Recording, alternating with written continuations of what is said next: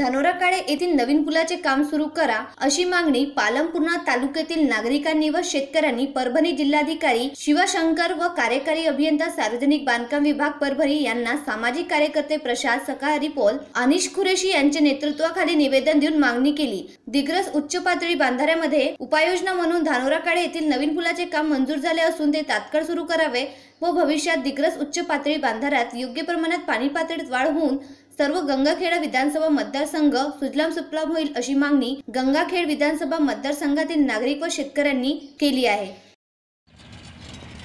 पूर्णा तालुक्यातील व पालम तालुक्यातील दिग्रस बंधारा हे शेतकऱ्यासाठी वरदान ठरलेला आहे। 100% संपूर्ण पाणी धरले तर शेतकऱ्याला सुजलाम सुफलाम अशी चांगली परिस्थिती येणार आहे। तरी 10 वर्षापासून अर्धवट काम असल्यामुळे धानोरा काळे येथील पुलाची उंची वाढवण्यासाठी नवीन पुलाची मंजुरी शासनाने देण्यात आलेली आहे। तरी पण ते लवकरात लवकर सुरू करण्यासाठी शासनाने ताबडतोब सुरुवात करावी व पालम तालुक्यातील व पूर्णा तालुक्यातील शेतकऱ्यांना याचा 100% लाभ होणार आहे। दोन्ही तालुक्यातील शेतकरी जमीन सुजलाम सुफलाम होणार आहे।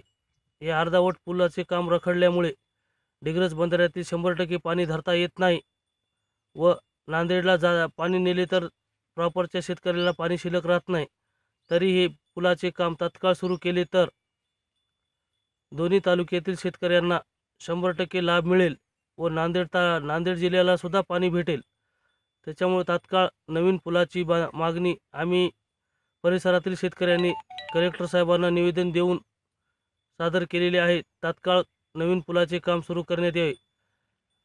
निवेदनावर आम्ही प्रसाद पोळ, भगवान काळे परिसरातील शेतकरी असे राष्ट्रवादी काँग्रेसतर्फे आम्ही निवेदन देण्यात आलेले आहे। तरी साहेबांनी लवकरात लवकर पुलाचे काम सुरू करून शेतकऱ्यांना सहकार्य करावे। प्रतिनिधी प्रशांत पॉल, कृषी समृद्धी टीव्ही, पालम।